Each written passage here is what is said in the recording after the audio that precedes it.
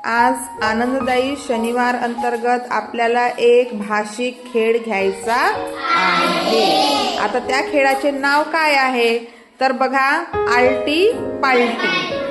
आलटी पालटी आलटी पालटी या खेळात काय करायचं आहे तर इथे आता फळ्यावर खूप सारे शब्द लिहिलेले आहेत। आलटून पालटून खूप शब्द लिहिलेले आहे ना। त्याच शब्दांचा वापर करून तुम्हाला अर्थपूर्ण जास्तीत जास्त वाक्य तयार करायचे आहेत। आलटी पालटी असलेले शब्दावरून अर्थपूर्ण शब्द लवकरात लवकर तयार करणारे आजचे विद्यार्थी